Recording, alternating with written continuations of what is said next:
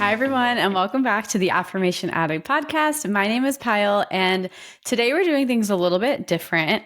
We are officially at the halfway point of the year, and I thought it would be really fun to just do a little bit of a guided ritual together. So, if you're listening to this while you're driving or doing something else, you can totally answer these questions in your head and reflect in your head with me. Or you can wait and pause and grab a journal or do it like on your phone and your notes app. So, however you want to do it, but this is a little bit more of a reflective podcast rather than me talking at you. I want to take you through a little bit of a guided reflection, a little bit of a reset, just to kind of be intentional with how we continue forward through the rest of the year. I am sure I'm not alone in feeling that this year has flown by, as time always seems to fly by when you look back at it. Like during the year, there's been so many moments that have happened and so many things, but it also at the same time feels like January 1st was just a couple days ago. So that perspective of time, I'm always really fascinated, but also very triggered by the concept of time. And so I love using these date milestones to help myself reground, help myself check in, track progress, track growth, track shifts, track habits, all of it. I find it very, very helpful, and doing it in a non-judgy way. We are not comparing ourselves. We're not assigning any meanings. We're just reflecting. And I think that is the hardest part when it comes to setting these goals and milestones for just like life and through the year, because we tend to judge ourselves, assign meaning if we don't meet them, if we didn't get to where we want to be, if we dropped off on a habit that was super important to us. It can be very, very overwhelming, but I want us to use this as, okay, well, today's a new day, because I do firmly believe that like we all have the same 24 hours in a day, and dates on a calendar are literally just dates on a calendar.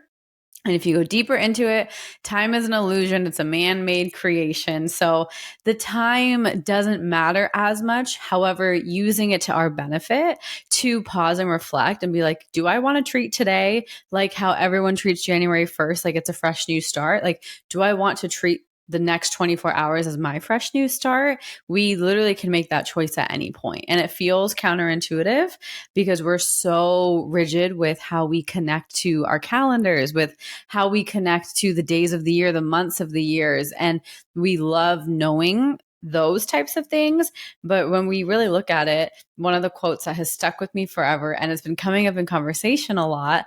I remember I had a really close friend in third grade. We were in Girl Scouts together, and her mom, we kept talking, and I think her mom was trying to get us to like do our homework or something or do something. And we were like, oh, we'll do it tomorrow.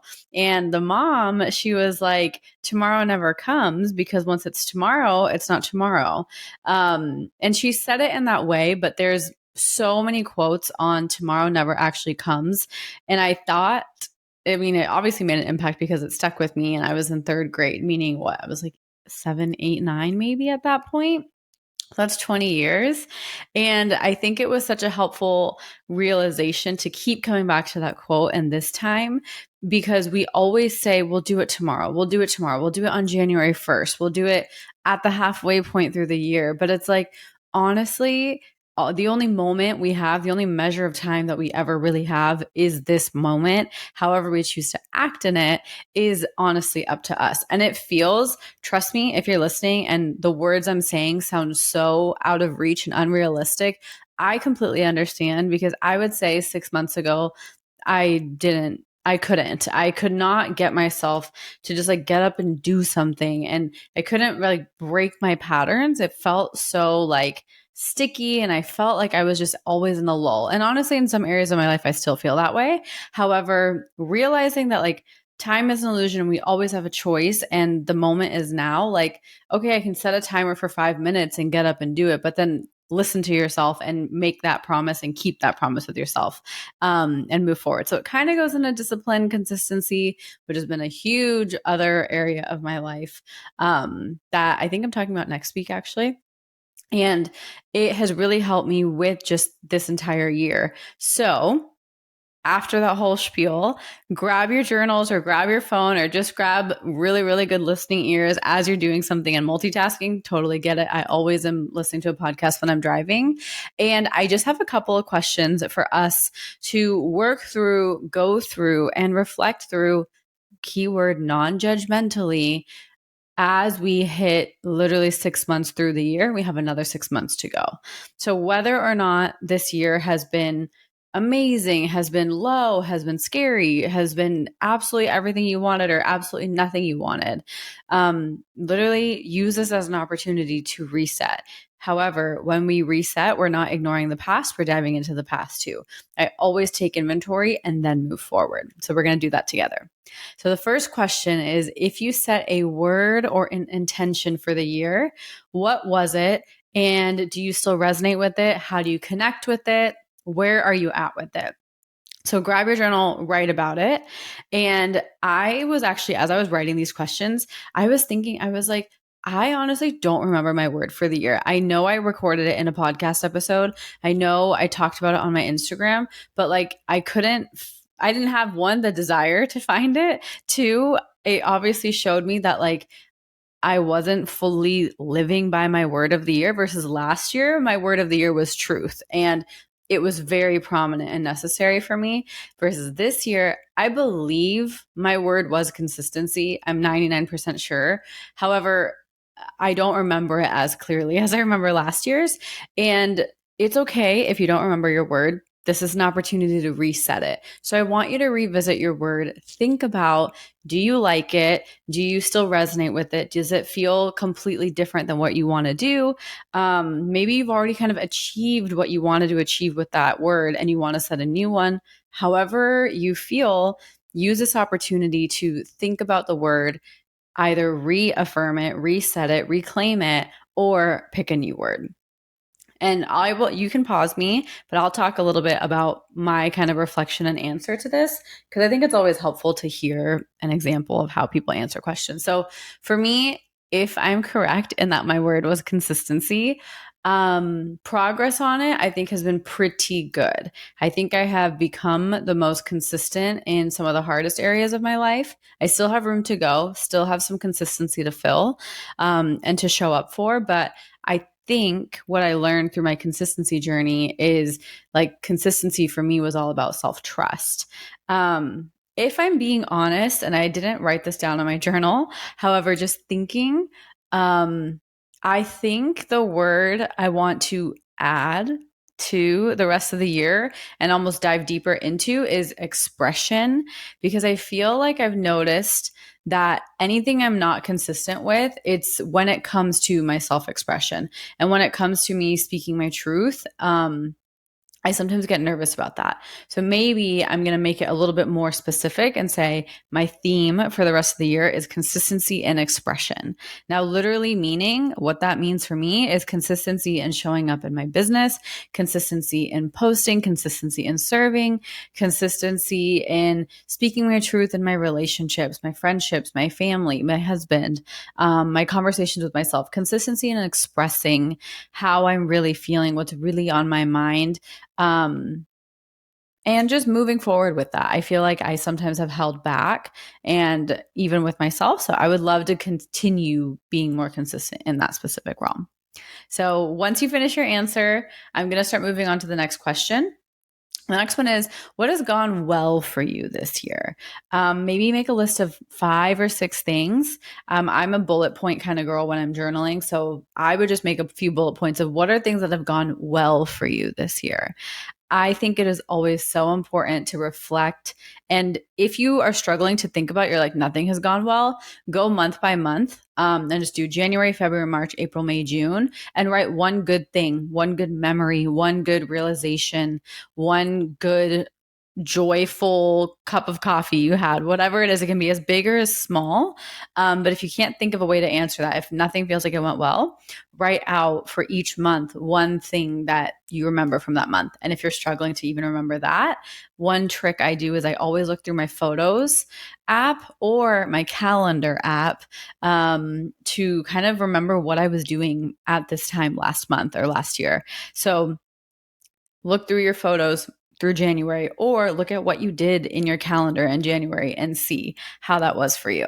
I find that to be such a helpful way because I realize like yes, the years go by really fast, but there's also a level of we have like very short term, like we forget things kind of easily also. Like we only remember certain milestones and we pick apart certain things. However, there's a lot of stuff that we probably forget. Like there's a lot of good, fun memories that I've completely forgotten about. But when like a picture pops up, I'm like, oh my gosh, that was such like a wholesome night and I loved it. So think about what has gone well for you this year. I think for me, some things that have gone well this year, and they actually do fall in the realm of consistency, is I feel like I had a really good relationship healing journey the first 6 months of this year, specifically with my adult friendships and my family. But my family's been pretty good recently. Like I haven't had any issues with my family. However, with my like adult friendships from all different areas, even if they're childhood friends, even if they're friends from high school, college, people I've met over the years through work, whatever it is, I feel like I've created really good cadence and really good like communication and meetups and just like healthy adult friendships that aren't super clingy or you talk about it. And I feel like my adult friendships was one of the biggest things I didn't expect to be something that was going so well this year. And not gonna lie, like there was also some insane ups and downs with that, which I've talked about on the podcast. I've had a lot of altercations. However, I think it helped me in expressing like myself. And that kind of hints back at like the consistency and expression part. Other things that have gone well for me, we did a lot of travel this year already, which I'm very grateful for, and also shocked at the fact that I think this is the first year of my life where I'm like, I don't want to travel. I love being home. I love our house. I love being here. And not because I want to be home, but like I don't feel the need to escape. And I think for a very long time, honestly, up until Costa Rica, which was in February for us, travel used to be a form of escape. And I actually don't know if I ever talked about this on the podcast. I'm totally going on a tangent. But when we went to Costa Rica, I had like one of the biggest anxiety attacks, panic attacks I'd ever had. Because we landed in Costa Rica. We were going to be there for 2 weeks. The second we checked into our hotel, I was like, I want to go home. And I've never experienced that. Like we were in a beautiful place. It was just me and Tom. Like I had never felt that. And I think it was my body telling me, you were using this trip as an escape and there's no escaping. Like literally this trip will not be your escape. You were here to face your feelings. And I had to face some really, really tough stuff. And I learned that I used travel as an escape for a really long time. I thought travel would kind of give me good content to post about, would be fun because everyone likes traveling. Who doesn't like traveling, right? Like that is the narrative. But I was like, do I actually like traveling? Like I tend to get stressed when I'm like planning trips now. I used to like planning trips, but like now I get stressed because like I want a really nice hotel and I want to like have all of these things. And sometimes I just don't want to plan for it. Like I was like, why do I actually not traveling that much? I think it's because I actually don't enjoy that part of it. And maybe that's going to change again at some point, but like I'm always down to travel. Like it's fun to get up and go. It's easy for us to get up and go. We have no kids. We have that flexibility. But it was such a big realization that like I have spent so much of my life using travel as a means to escape. So I would always manifest travel and have all these places on my vision board. And now I'm like, if I never saw, I love seeing the world and I think there's so much value, but the realization that if I like never saw any other places of the world, like I would be content because I know that like everything I'm looking for is within me. It was a very like profound experience for one of the things because travel is one of those things that like you can't, I don't know, like you can't replicate in your head necessarily. Like you got to be there to experience it. Like you have to be like at Machu Picchu to experience like the elevation and look down on Machu Picchu and see the llamas, right? Like you can watch all these videos, but it is different when you're there. And I love the energy shift of travel. But I think for my entire life, I was traveling, my entire adult life, I was traveling for mostly the wrong reasons. And I'm redefining what my personal version of travel looks like. That was such a long answer. I hope at this point you're done journaling. Moving on to the next question is what has been unexpected so far this year? This could be what didn't go well for you this year, what surprised you this year. It can be a culmination, but I didn't want to only prompt for what didn't go well, but what was just unexpected. Take a couple minutes. I would say the travel thing for me was a very unexpected thing, as well as some of the stuff that I had to release that I didn't know that I was going to have to come to face with was myself. I think this year was the year where I feel like I surrendered to the fact that like nothing outside of me is going to give me what I'm looking for. Nothing outside of me is going to fulfill me no matter how much I manifest it. And this year has unexpectedly been the most time I've ever spent with myself, for better, for more emotions, for worse, but not really for worse. It's always good. But it was very triggering for me, and it has been very triggering for me because I feel like this year, the most unexpected and kind of heavy thing I've had to do is come face to face with myself and acknowledge like there is so much I still have to work on. I still have so much room for improvement, like we all do. And that's the point of a never ending journey. Like, that's the point of the spiritual journey. You're focusing on manifestation, but it goes so much deeper. And I know a lot of you who listen already know this. So, what has been your unexpecteds this year? For me, it was how much self doubt came up, how much like deep, like existential self doubt came up. Like, I was like, what am I doing with my life? Like, why am I here? What is going on? And what's the purpose? Like, I was questioning everything this year multiple times, almost constantly. And it brought so much to the surface in the best way. So I wouldn't change it for the world. But talk about what was unexpected, for better, for more heart opening, for more healing. What all did you experience that was unexpected? Okay, moving on to the next question. I want you to think about how you want the next 6 months to go. You don't have to write just yet, but just close your eyes and think about what would the next 6 months look like for me in my most ideal scenario. If I could narrate it and had a magic wand, how would the next 6 months of 2024 look like before I step into 2025? What would that look like for me? What would that feel like for me? What would that experience be? Because I think it's so important to realize that like the world is literally your oyster. You can create whatever you want. And sometimes if we don't take out time to do it, life kind of passes by very quickly. So pausing to say, okay, if it was up to me, what would the next 6 months look like? So close your eyes with me. And I want you to imagine it is December 31st, 2024. We are about to head into 2025, and you are just reflecting on the year. You kind of already know what January through June looks like, but now you're going through July, August, September, October, November, and December. What did that part of the year look like? What unfolds? How do you feel? How is life? And now that you're sitting at December 31st, what does that life look like? What is your ideal day? What is your day that is your ideal? What has manifested? What have you learned? And just think about that for a second. And now I want you to open your eyes, and we're going to write a little bit of a script as if it is December 31st, 2024. So at the top of your paper or your notes, and honestly, I label my scripts just because it helps me know. So I'll literally write script, and then I say, today is December 31st, 2024. And then you just go. And you can reflect on the past entire year, or you can write a story about every single month and what all has manifested, what all good things have come, how life has surprised you, and your pick on if you want to include January through June and highlight some of those good things that you already know are there to kind of add some validity.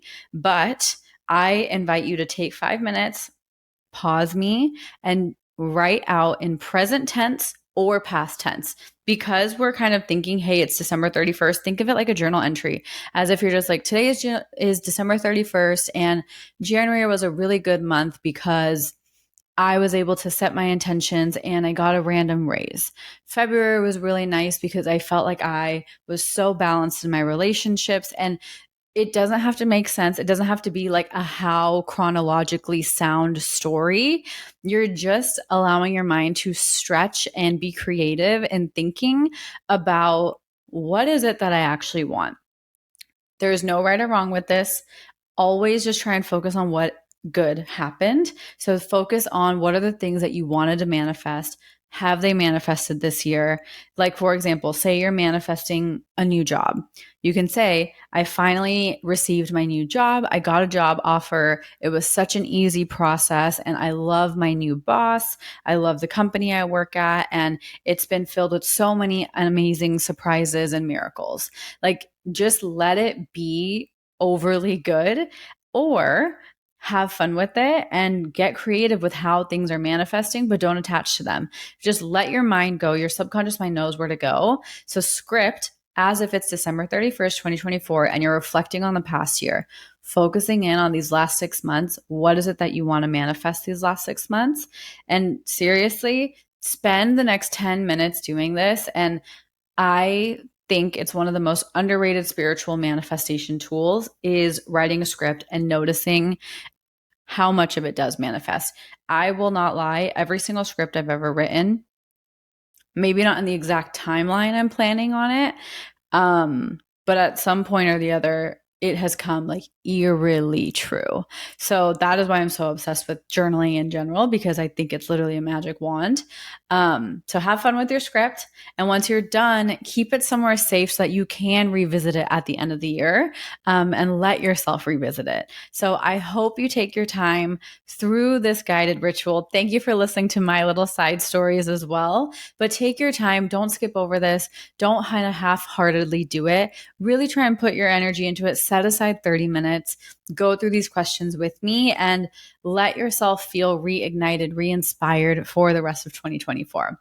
I wish you the best. I'm so grateful for you being here, and thank you so much for listening. And if you have any questions or anything, always DM me. I love chatting in the DMs. And also, if you have a couple minutes, just leaving an honest review goes a long way. I don't do sponsorship ads and stuff on my podcast, so this helps me kind of keep continuing to create content for you. So I love you. Enjoy the rest of your 2024. And I mean, I'll see you next week, but just theoretically speaking. Thank you so much for being here. I love you, and I'll see you next week. Bye.